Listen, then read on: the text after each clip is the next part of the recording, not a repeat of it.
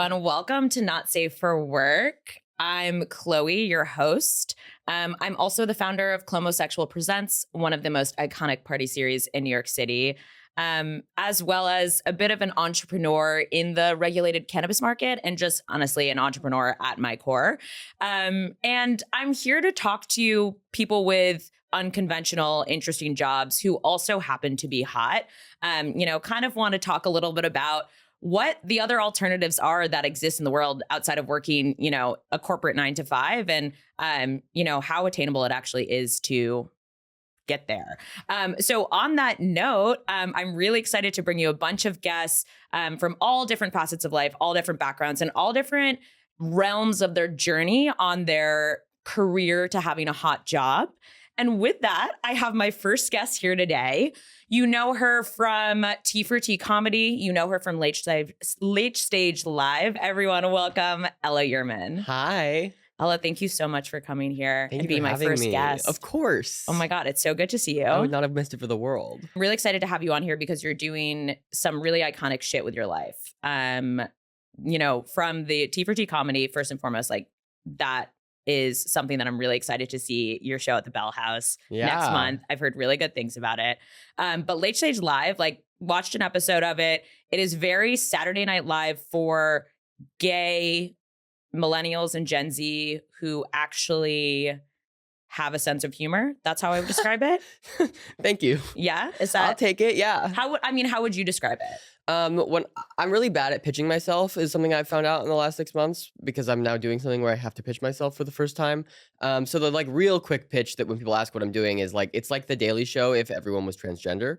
But yeah, I think there's aspects of Saturday Night Live. Obviously, we do character sketches. It's like a queer Gen Z political comedy late night show, hosted by me and written and produced by majority trans, majority queer artists in Brooklyn.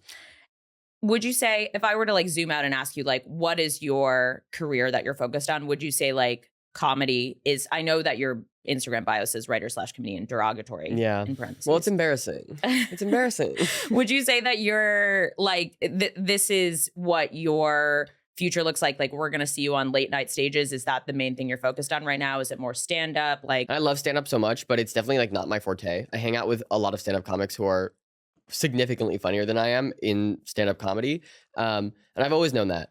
I do stand-up to practice joke writing. It's really, I do a lot of other comedy writing, but something I struggle with is sort of setup, punchline, hard joke. Reed is always telling me I need to work on hard jokes more. So stand-up's been really good for that. And also it's just really a good way to meet comics and find community. And I would not have been able to do late stage and find writers and collaborators if I hadn't been networking and socializing in the comedy scene for multiple years. But stand-up is not, I do not think, my trajectory. One, it sounds somehow even more grueling than what I'm doing now. The grind you have to go on to really make a living as a stand-up comic is so brutal. I have nothing but the utmost respect for my friends who are attempting it. It's not for me. So yeah, I think the trajectory is closer to late night writer, late night performer. I mean, dream world is late stage becomes fully funded and I can keep doing that for my job. That would be awesome to me. But I do think another trajectory is getting staffed at somewhere like John Oliver or Seth Meyers or Jon Stewart / whoever the hell is hosting The Daily Show these days. It's a mix. It's a mix. And yeah, I mean, those are highly coveted jobs. I mean, you ask any stand-up in the world what they want to be doing, and they're like, well, I submitted a packet for Colbert. I submitted a packet for Fallon. And a feedback I've gotten from my writers since doing late stage has been it's really cool to actually find out if I really would want to do this job, because everyone sort of treats it like the holy grail of comedy jobs, because it's one of the only ways you can have a salary and call yourself a comedian. So to say that's my dream is not a very original thought, but it does seem to sort of be where I'm heading. I've been doing late stage for 6 months. I've been writing for another politics show called Some More News on YouTube for about 3 years. My career has sort of taken me in a political comedy trajectory. So if we were to zoom out and we were just to say in one sentence what you do for a living right now, give me one sentence. I make coffee. That's true. Yeah, I do work a 40-hour barista day job, which is grueling. But what I do artistically, I do think comedian is the closest I have to summing it up. My girlfriend likes to call me an actor to antagonize me, but I went to acting school for 1 semester in college Okay. and then dropped out. Where did you go to school? NYU. Oh, period. Yeah. I was a musical theater BFA for 1 semester. Okay. And then I said, actually, I don't like this. I also didn't like being a boy, but it took me a little bit longer to figure that part out. Right. I transferred to a different program at NYU. I went to Gallatin, which is like a build your own major program. So you get a major in individualized study, and then you work with an advisor to develop your own like concentration. My concentration was called Theater and Politics, Political Pedagogy via Dialectical Rehearsal Practices. Wait, say that one more time. Theater and Politics, Political Pedagogy via Dialectical Rehearsal Practices. I worked very hard to learn how to say all those words. And what is the second half of that? Pedagogy is the study of teaching. Okay. And politics is politics. That one I know. And dialectics comes from a German philosopher named Hegel. And we can't talk about this too long because I will talk for about an hour if you let me. But it's this idea of like, very briefly, dialectics are the idea of like two opposing ideas coming together and synthesizing into a third new idea. Okay. And Hegel applies it to like human consciousness and experience. And then Marx applies it to like class antagonism. And lots of different philosophers take dialectics in all these different ways. But I was really interested in like theater. There's a lot of different dialectics going on all at once. There's the relationship between the actor and the text. And then there's a relationship between the actor and the director. And then once you get on stage, there's a relationship between the actor and the audience. And there's all of these like exchanges happening. And I was like, long story short, I wanted to learn how to use like theater to like explore political ideas and then like teach political ideas or like express political ideas to an audience. Because I care a lot about political advocacy. And I think something like people on the left often aren't so good at is like convincing other people of their ideas or like successfully outreaching to like conservatives and people in the middle. And I think theater and like all forms of performance, like television and like my major was more focused on stage theater, but obviously I pivoted more into like comedy and TV. And I just think that it's like a really great way to sort of bridge that divide and like communicate ideas in a new way. Mm-hmm. I mean, it's sounds like, I mean, a lot of like what you're doing just like today is very much theatrically talking about politics in a way that's digestible. Like this, it's kind of shocking to me. I feel like a lot you're of actually people, using your college major. I know, my that's like so fake weird. made up college major. People talk about Gallatin as like the fake major school. But recently I was hanging out with a friend I went to college with, and he said, "Ella, you're like using your Gallatin degree. How did that happen?" I know, it's really shocking. Did you think that you were actually going to use your college major? Like, how rare is that? I didn't know. When I transferred out of Tisch, like the BFA musical theater program, I really pivoted hard into stand-up for a minute. And then I sort of found my way back into theater while devising this concentration. And then I was like convinced I wanted to be an actor. And then the pandemic hit. And I was like, well, that can't be what I want to do. There's no live theater anymore. And so I sort of pivoted into journalism. I worked for a school paper at NYU for 2 years. I wrote for NYU Local and did a bunch of reporting for them. And then I graduated in 2021, and because I'm a little baby. Wait, how old are you? I'm 25. Wait, I feel misled. How old did you think I was? I mean, you just like really... I have this thing where I think everyone is my age. Sure. Obviously, as most people do. And so it doesn't matter like what age you are actually. So whatever I was going to say actually doesn't justify my reason. It's just I just assumed you were my age. No, that's fair. Yeah. I've been told I'm mature for my age. Okay, period. Is it okay that I'm here as 25? I mean, I didn't card you. Like it's that makes me a little nervous. No, you're okay. It's safe. Thank you. 25 is okay. I feel like that's the breaking point. Yeah, I've been told Early that. 20s. Get out. No. Yeah. No, it's tough. We'd have to rethink this. My ex is 32. I met him when he was 29 and I was 22. We don't have to talk about it. But anyways, I graduated in 2021 and the pandemic was still like highly raging. Like obviously the pandemic is ongoing now to many extents, but it was worse then. And I did like one play and it was so difficult. It was an outdoor play and it was still like I really like didn't know what I was doing, and I like did a little bit of freelance writing. I wrote some personal essays that are sort of like pretentious and self-indulgent when to look back on. And then I started doing stand-up and just like fell in love with making people laugh, and I've always loved doing that. And started doing Tea for Tea, and like and started writing for Some More News around the same time, and always knew that T for T was like something I love doing, and I love the community aspect of it, and I love my co-host Terrence Dugan, and I love all of the trans comics I've gotten to meet, but always knew that that wasn't like my career path, and so was sort of just like spinning my wheels for a year or two. Part of that definitely related to the dating the 30-year-old man element. They do not love when you have a career trajectory, 30-year-old men. But then in like March of last year, I helped a friend of mine, Kay Loggins, who an occasional show called K Night Live, which is also like a live late night show, but it's like actually live. She live streams it. And I helped her out with one of the shoot days, and it was like a big 13-hour shoot day with like 1 million people running around. It's a crazy production day. It was so much fun, and it was the first time since the pandemic happened that I'd gotten to do like collaborative theater in that way, and I'd sort of forgotten what that was like. And I sort of realized, oh, like there are people willing to just like volunteer their time and help you make something that like in this community. I sort of forgot that because stand-up is so solitary. Even though you're hanging out with people, like you're doing your own set on a stage, you're like writing your own jokes by yourself. It's not a collaborative art form at all. And so I was really like reminded why I love theater and why I love like collaboration and collaborative art. And I was watching Cannab Live, and it was like crazy and messy and all of these like technical issues that she was running into like in real time, and watching her like frantically like put out fires. And it was a great show. But I remember sitting afterwards thinking, wow, if it wasn't actually live, like if it was just taped in front of an audience and then edited, I bet you could clean this up a lot. And so I started thinking about that and about like what I'm interested in, which is politics and theater and comedy.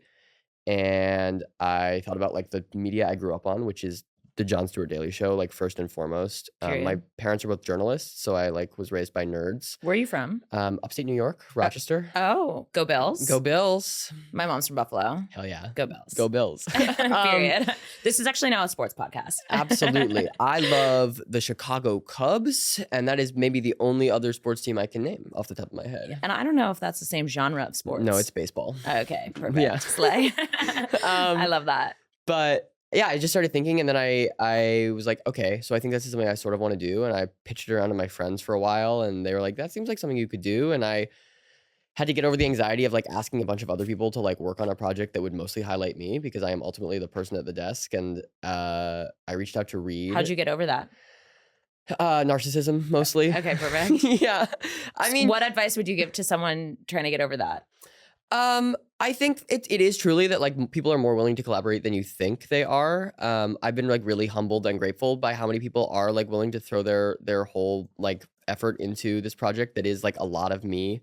But I like think about it in reverse, and I had so much fun working on Kay's show, and I like wasn't even writing on that show. I wasn't doing a creative thing at all. I was like PAing. I was like printing out scripts and running around like buying props last minute. And I had to like, I remember spending 30 minutes like going to different bodegas trying to find if any of them were selling High C, the like juice boxes. And it took me so many that I by the end was like, I'm a little bit worried that High C is discontinued and the producers are pranking me. And that this is like a long a thought I used to have a lot in middle school. That's like everyone is playing an elaborate joke on me because everyone hates me. I got over that years ago, but it took me like 6 or 7 bodegas to find High C, and by the 6th one I was that trauma was resurfacing. Like, oh no, what if everyone hates me and this is like a big joke? Everyone's gonna get back at and be pointing at me. It's but yeah, I think you just gotta do it and like find. And again, like if I hadn't been like integrating myself into the comedy scene for multiple years and like making friends and proving that I am like a kind, interesting, funny person to work with, not to like describe myself as kind, interesting, and funny. As we said, you are not a narcissist. Right. So totally. Yeah, I just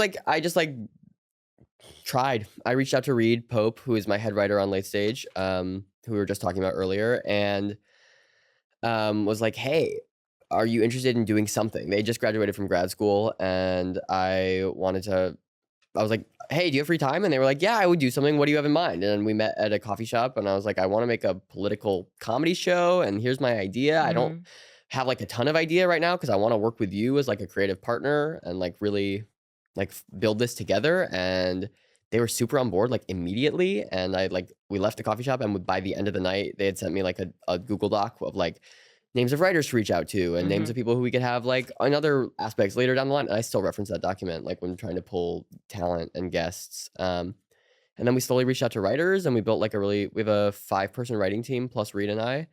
And then we reached out to Octavia Koner and Skylar Back, who are other executive producers. They do a bunch of other stuff on the show. And then we got certified at the TV studio we film at. And just like slowly, just like every time we would like meet, to get certified, you have to take these classes every few weeks. And after each one, we would go to Shake Shack and hang out and just talk about what we needed. And every time a role came up, we'd be like, oh, I know someone. And someone would like just pick up the phone and like join. And like for the first few months, it was really like very community oriented in that way, that like it was just pulling friends and people we knew with talents. And I'm like so lucky to have like be living in the city I live in and have done the things I've done to like have this network of incredibly talented, passionate queer and trans people, because I could not be doing the show without them. But in the last few months, we sort of stepped up our game and are trying to like be a little bit more formal about how we like onboard people and like actually do interviews and like look for like, because the show is doing well enough that we can like afford to be picky. But to get started, you just have to do it. I'm saying that on every podcast I've been on recently, is that like to make stuff, you just have to say you're going to do it and then do it, and then people will get on board. If you think about getting yourself to do it, like what does that mean? Like what does that actually look like? Yeah. When I started T for T in June 2 years ago, I spent like a month and a half prepping for the very first show, and it was like chaotic and stressful, and it was at a different bar than the one we normally do it at now. And it was like so hard to book comics. There wasn't really a trans comedy scene before T for T, I don't think. Again, not Would to you like, say you're pioneering? I'm pioneering a scene. There were trans comics. All of these comics already existed, and many of them are very talented. But I don't think there was like a community sense quite as much as there is now. So it was much harder to like find people and pull people. And I remember after the first show being like, oh my God, that was so much work. How are we ever going to do this again? And my 30-year-old boyfriend said, if you want it to be a monthly show, you just have to do it every month for a while and like not worry about if it's going to be good or bad. And it will be bad for a minute, and then it will start being good. And after a while, it will be monthly, and like people will just like assume, like people will just get used to it. And I think like that's. Do you feel like you're there? I do. I mean, T for T is my like pride and joy in many ways. I love the community. I love the vibe of our show. People are always coming up to me after the show and saying, like, more than anything, the vibe of the show is really good, which I think is ultimately more important than if any of the people on it are funny. That's like the best compliment. Like the vibe was actually really good. Right. No, it's so important. I love that. But it's just something, I don't know. When do you feel like you got to that point where you felt like it was like, okay? With T for T, I feel like 6 months in, maybe sooner. We switched to Metro, which is our ongoing bar, after the first month. It was our second month was at Metro. And pretty soon after that, we found a rhythm, but certainly 6 months in was when it started being easier to book comics, because we had people reaching out and asking to be on it, and we had a list longer than like a single lineup, which was cool. And now it just like happens. Like we barely prep ahead of time, which I think people can tell and enjoy. And we've had months where I've not been there and Terrence has done it by himself. And there's been months where he hasn't been there and I've done it by myself. And we like do stupid gimmicks every month. And and now we're doing it at the Bell House, which is crazy. My 30-year-old ex-boyfriend was ultimately correct about this one thing, which is that if you want it to be an ongoing thing, you just have to keep doing it for a while. I get that. I actually have a note in my phone that like when I first quit my day job to full-time party and smoke weed. Which is like the most terrifying thing I can imagine. So I really, truly think you're so brave. Oh, thank you. Yeah. Wow. Thank you for saying I'm brave. When I quit my day job, I like had this note that was like everyday things that I felt pushed my career forward. Not like things I checked off my checklist for each party, like literal things that was like, oh, I networked with this person or I did this thing out of my comfort zone. And like, you don't realize how much things are kind of accumulating until you write it down every single day for a few weeks. And then you're like, oh, holy shit, I'm doing a lot of things. Yeah, no, absolutely. It's, I don't write anything down. I have crippling ADHD. It's very bad. I just started Wellbutrin. Oh. Everyone say congratulations. How's that going? I don't know. Okay, perfect. But yeah, I do sometimes like when I get a chance to pause and look back, it's like, whoa, I'm doing a lot of stuff. Like I only recently sort of came to terms with the fact that late stage has become sort of a second full-time job for me. No, like I can't believe you have a day job. When I learned that about you, I was gagged. It's horrible. I love my job. If you're listening to this, my manager, I love my job and I should get to keep working there.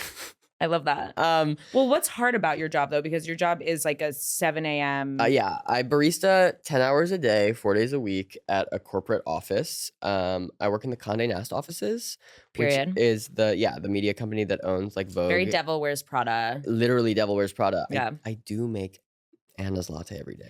Shut the fuck I'm up. not sure I'm allowed to talk about Oh it my more than God. that. I like, what?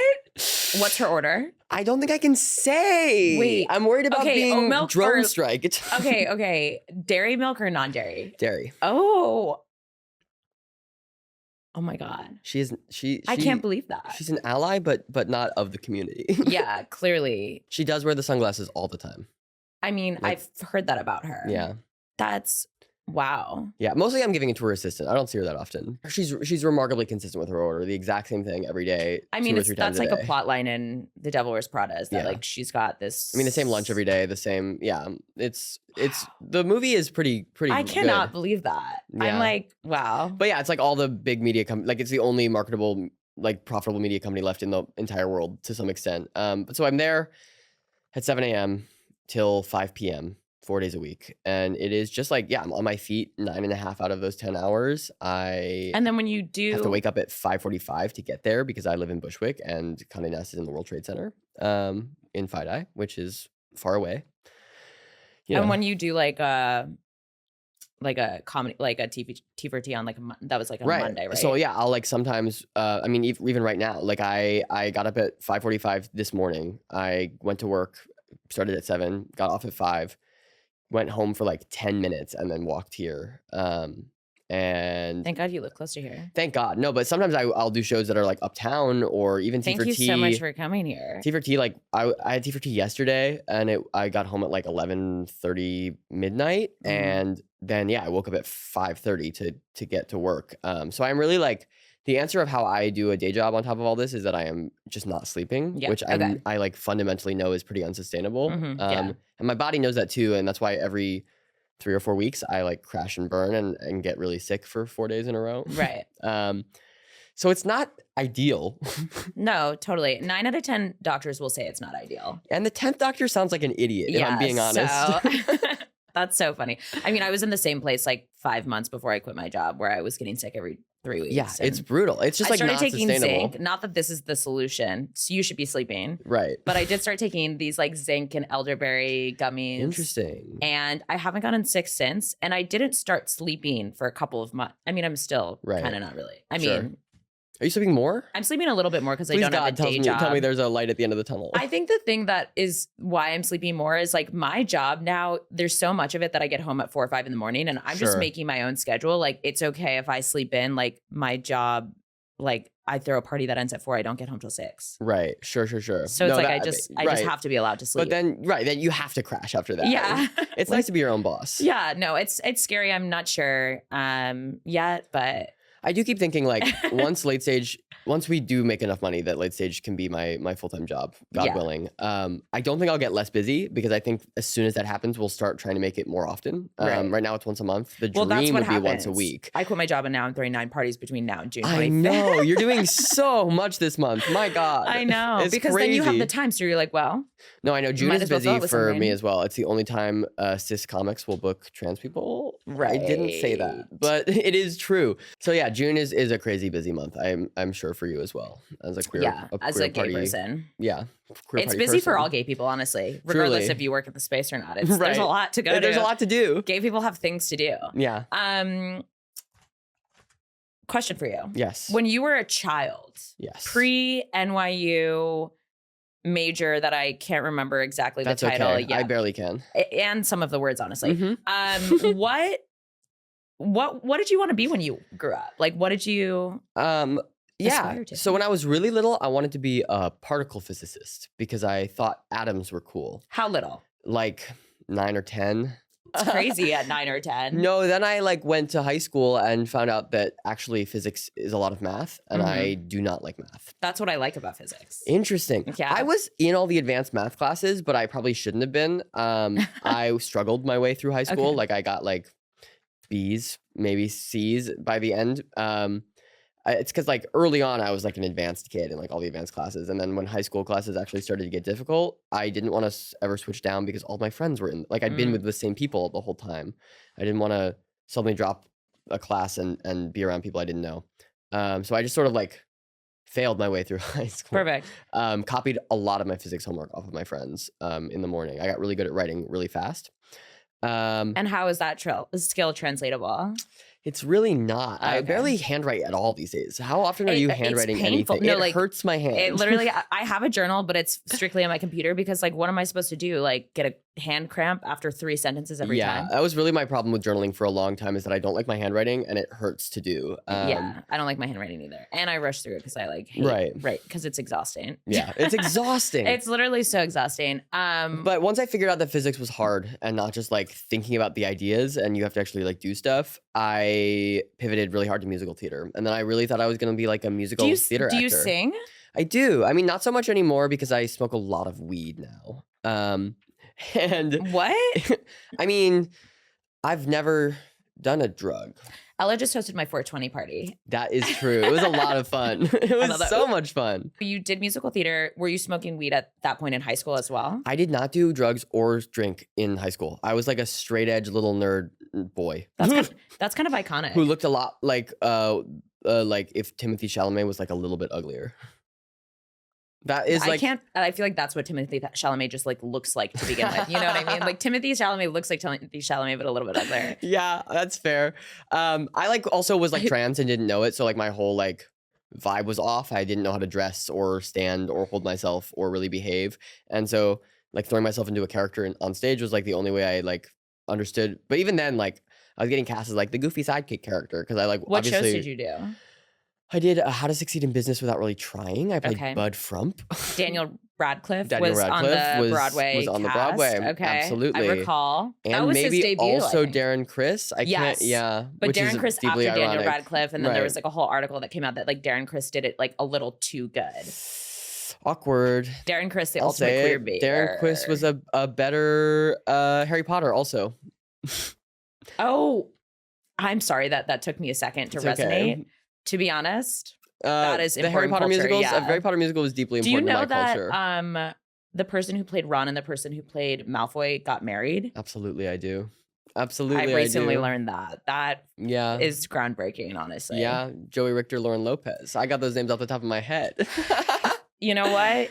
Thank God. Someone had to. Very important to me in early high school, late middle school. No, I get that. Yeah. And it was all on YouTube, which it's accessible. It's accessible. It's for the girls. But yeah, I wanted to do musical theater, and I like was a very good actor and a pretty good singer and not a good dancer, but like I got into a school that didn't prioritize dancing, which is Tisch. Very actor first, Tisch, even the musical theater program, and was like so excited. It was my dream school. I'd fallen in love with the program. I'd fallen in love with the East Village. I was so happy. It wasn't the same program as my best friend who kept getting all the leads from me in high school, so we weren't gonna have to compete in college. And then I got like 3 months into my first semester, maybe not even, and was like, oh, I actually don't want to do this at all. I love singing. I love performing, and like every chance I get to like do musical theater bullshit now, I will take because I still really enjoy that stuff, and like a lot of the culture is like ingrained into my brain forever. Right. But man, the grind to be a professional musical theater actor, like a stand-up, was just something I was not passionate enough about and willing to like kill my soul to do. And like a BFA program is like sort of designed to like shave down the like unique parts of your soul to make you fit into a little box, to make you castable, and I didn't want to do it.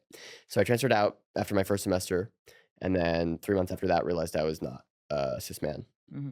So that's my journey. And did that impact your like career trajectory at all? I mean, certainly. I think like it's just harder to do any kind of entertainment stuff as a trans person. Like I mean, it's hard to do anything in the world as a trans person. The world is not really built to accommodate us right now, and in many ways is built to like try and push us out.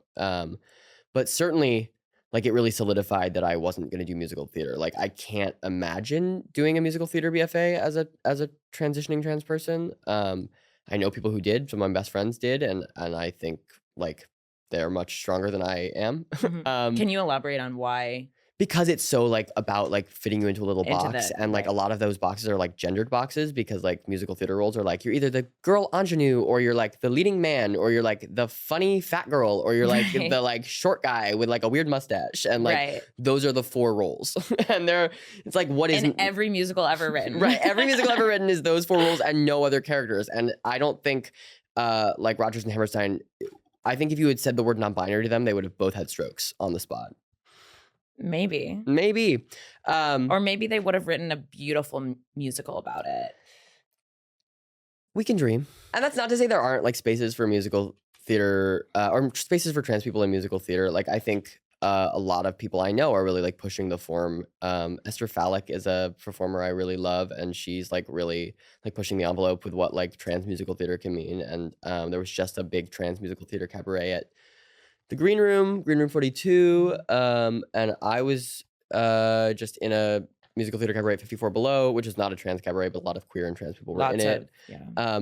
So there's definitely like making space. And like I mean I think about like MJ Rodriguez singing Suddenly Seymour with George Salazar is a YouTube video I've watched on loop a million times. If you haven't seen it, you should go watch it. I do love that musical. It's a beautiful musical. MJ Rodriguez is from Pose. You ever watch Pose? I've seen episodes. I'm not like my ADHD does not allow me to watch television. TV. I get like it. at all. No, it's hard. So it's really unless someone's physically in the room with me, I can't get through an entire episode of something. Sure. No, I get that.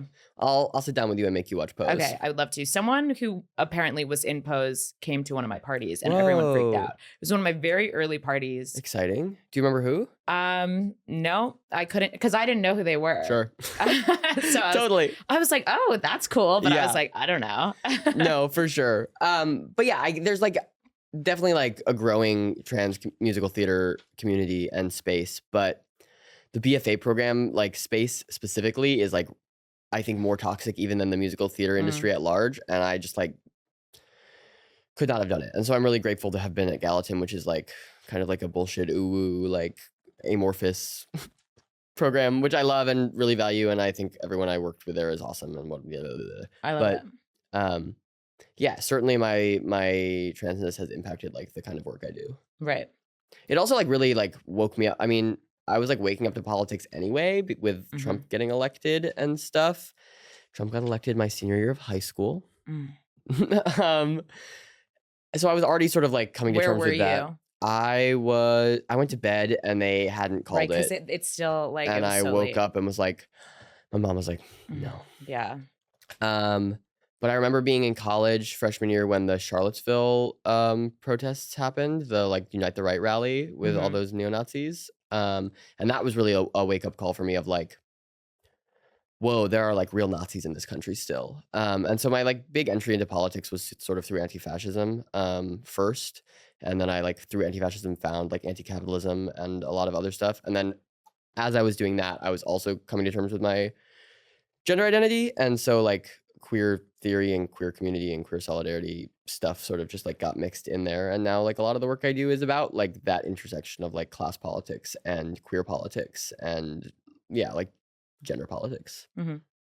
I feel like in a lot of ways, Late Stage Live is like what Jon Stewart and Stephen Colbert used to be perceived as, which is like really like radical and like I can't believe they're saying this stuff. But now the stuff that they're saying, I feel like is like no, I know pretty neutral. And now like what you're saying, I'm like, oh yeah, this is like that. So I'm Thank like, you I'm so ready much. to put y'all on like Comedy Central, please, or whatever. Well, I think I agree with you. Like, yeah, Jon Stewart for as like, I mean, I loved The Daily Show growing up, and I think a lot of the work he's doing now is still really good, but it's certainly like not as much pushing the envelope as it once was. And I think that's because he like did like forge that path for a lot of people. Like Jon Stewart's Daily Show, there was no other show like that at the time. It was like radically different from other stuff on Comedy Central. It was really radically different from other late night.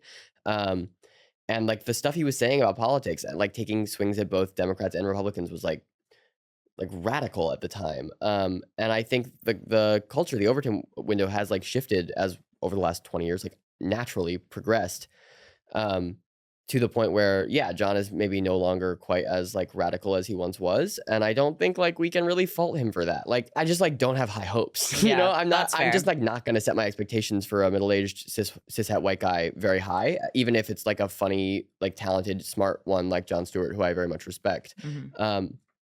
So yeah, like when we were starting the show, it was like, yeah, there's a space here for like young queer people, like leftist people that isn't being filled, especially queer and especially young. I think like we talk a lot about how like TikTok and short form video and like the democratization of like social media has like affected people's media intake, and a lot of young people are getting their info from just like random hot takes from Twitch streamers and TikTokers, and all of that is like, that's great in some ways. Like we've seen the way that like the democratization of media has like been immensely helpful to getting eyes on Palestine in the last, oh my God, 6 months.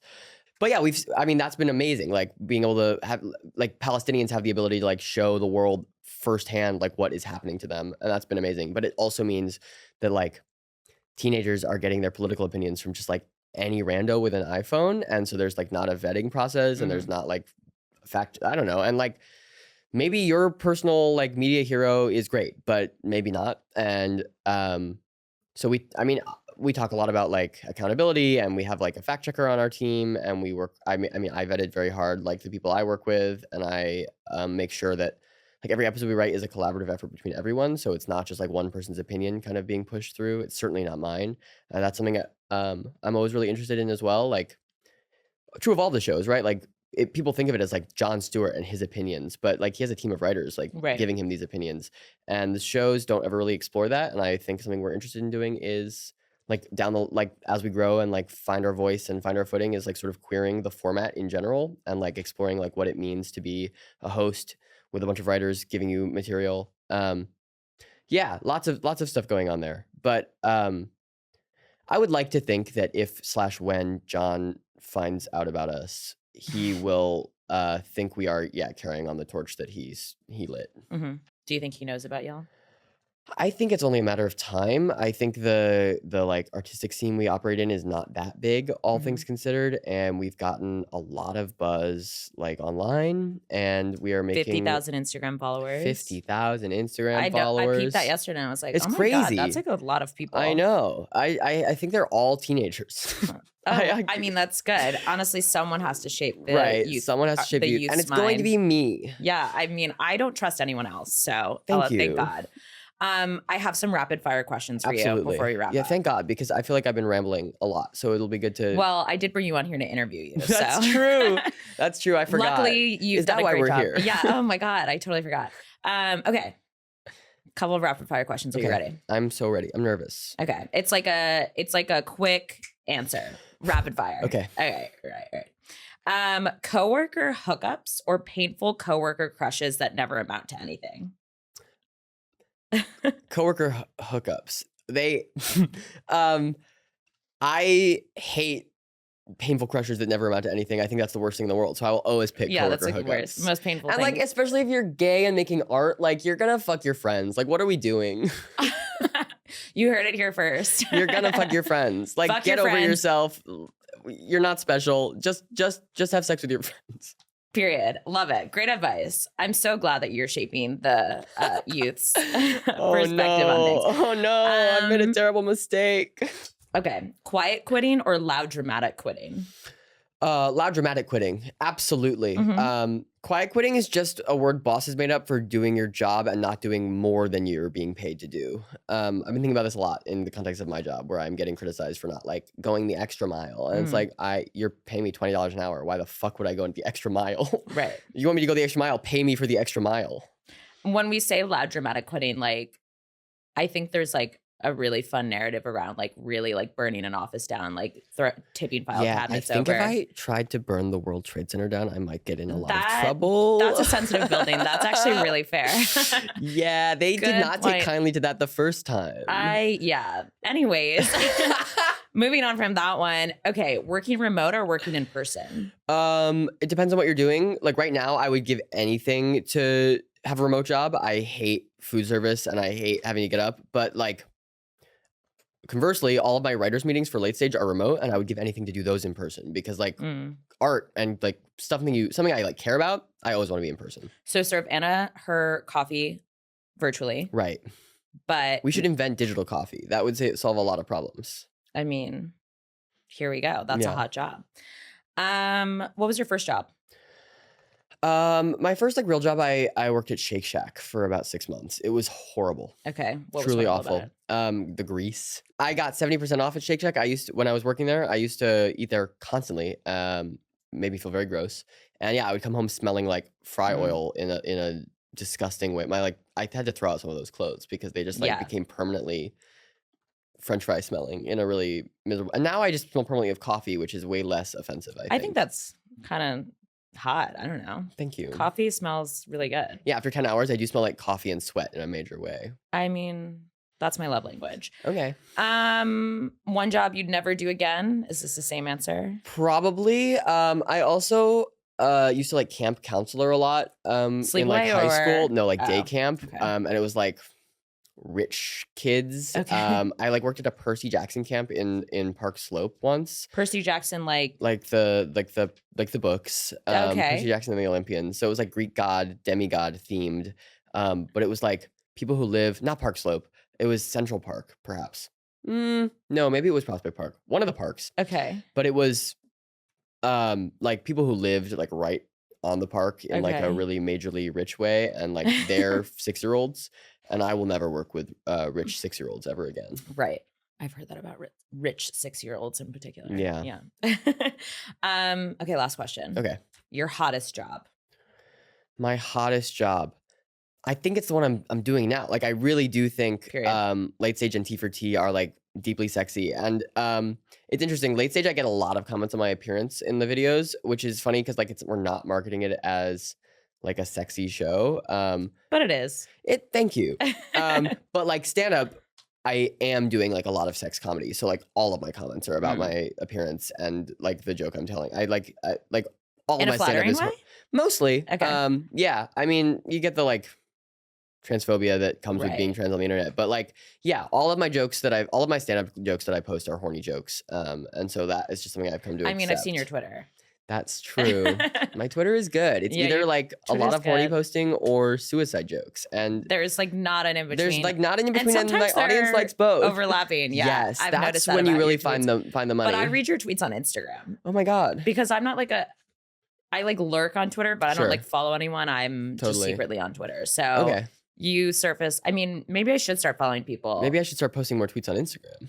You do post tweets on Instagram. I know. A good amount. That's true. Or those threads. No, those are tweets. No, I was on threads for like 6 days and then I gave up. And you know, not that Elon Musk is any better than Mark Zuckerberg. I think this is my hottest job. And going on podcasts with sexy people. I think that's my hottest job. Period. I love it.